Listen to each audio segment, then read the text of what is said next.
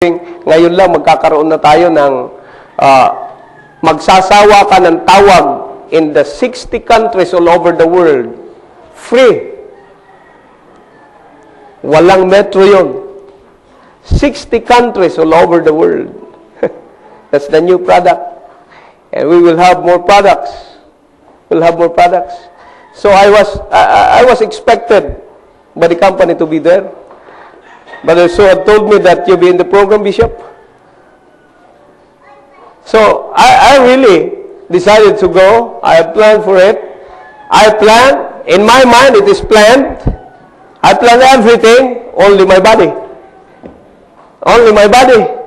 So before going, nakaramdam na ako, sabi ko. Sabi ko, hintay-hintay muna ha. Hintay-hintayin niyo ko. Baka naman lumakas ako. In a matter of an hour, baka lumakas ako. But it becomes worse and worse and worse. Sabi ko sa kanila, you go, kayo na lang.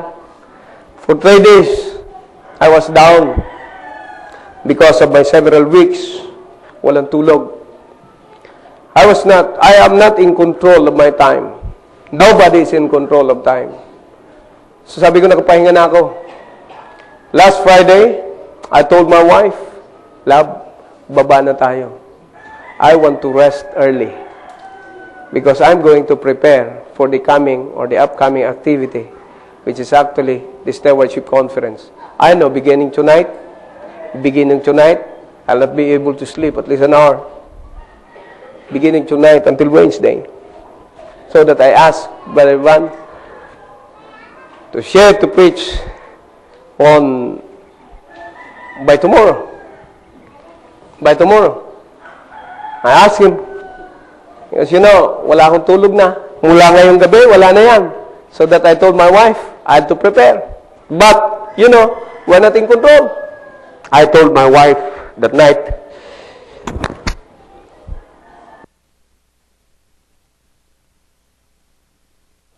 love, baba na tayo. Papahinga akong maaga. Well, sa blessing ng Panginoon, nagpaalam yung aking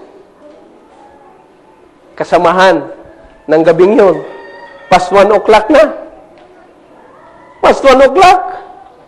Then, lampas alas 2, di pa ako nakakatulog. You know, pag nalipasan ka na ng ano yan, sabi nung doktor, sino sa inyong gutom na? Taasan kami ng kamay. Hayaan nyo, lilipas din yan. Sino sa inyong antok na? Hayaan nyo, lilipas yan. So, nakalipas yung aking antok. Lumilipas yung antok. So, past 2 o'clock na, biglang umulan. Ay, sabi ko, baka tamaan yung ano. Tawag ako. Oh, you secure. Di ano yan. Past 2 o'clock na. And I have to wake up early for the preparation. Kaya sabi ko, you know, you are not in control of your time. Pero bawat oras, dapat pagyamanin mo. We have our responsibility. God had placed us in the position, and it is God, not me, not whoever. If you are a Sunday school teacher, if you are a preacher, if whatever position you are handling, I'm telling you this, it's not your pastor, no whoever. It's God. God had promoted you in the position. And your responsibility is, as a pastor, God said, I have given you pastors according to mine heart, who shall feed you with knowledge and what? Understanding. Ipopromote mo sa kanila, i-inform mo sa kanila, and let them understand. You know, when we say, let them understand, that is to say, give them a sample. Give them an example. How you should, how you conduct.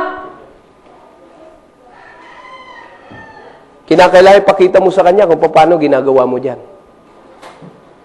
Kinakailangan ipakita mo sa kanya kung anong gagawin niya. You become a discipler. They replicate what you're doing. And Christians, look at this. The qualification is that you first must have a willing mind. That's willingness. Then the decision. Then performance will come. performance will come. Christians, let us start performing. Our being a Christian is nothing without performing what Christ had told us to do. He said right there, without Him, we can do nothing. You may be so busy. You may be so busy doing many things in this earth. You have all the transactions, and you're exhausted in terms of your bodily exhaustion. In treasure, you're exhausted. In everything, we might be exhausted.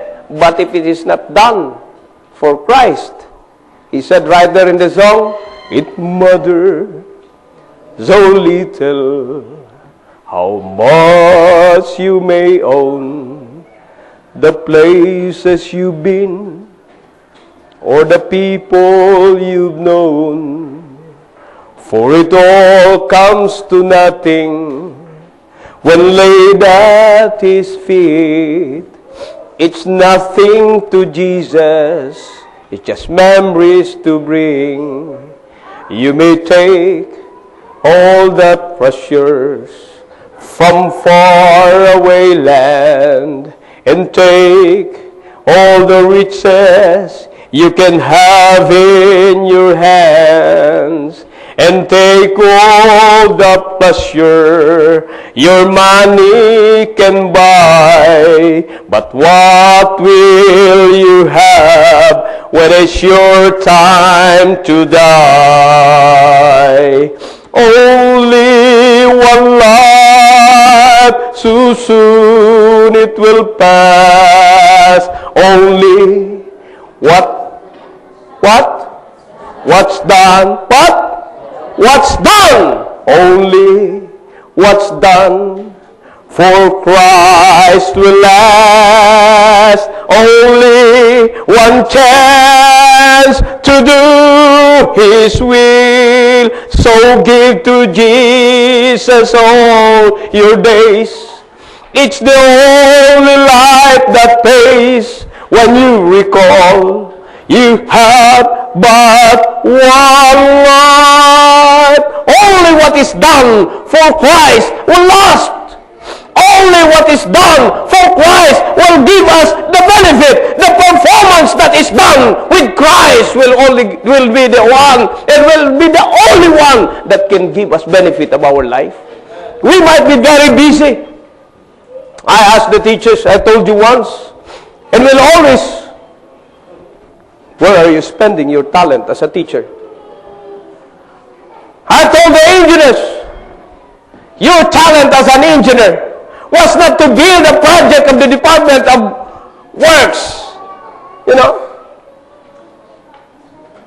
not the DPWH, the teachers, not the Department of Education, the doctors are not for the health office.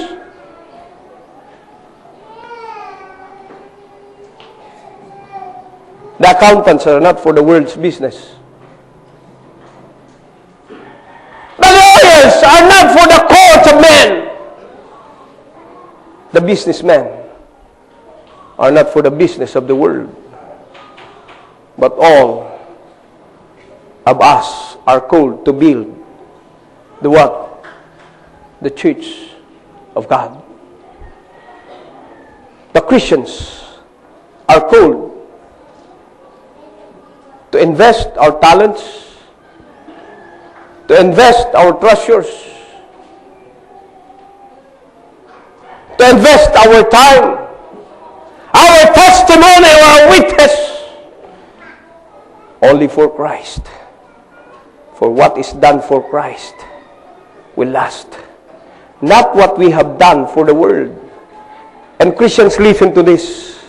What you have done for Christ in any given time, you shall reap, or you shall have a reward that you will enjoy in any given time also. Mga kapatid, ang may enjoy ng buhay natin, hindi yung ginawa natin sa mundo. Ang may enjoy natin ay yung ginawa natin na ang ating commanding officer ay ang Panginoong Hesus. Ng ating, the one that is in command,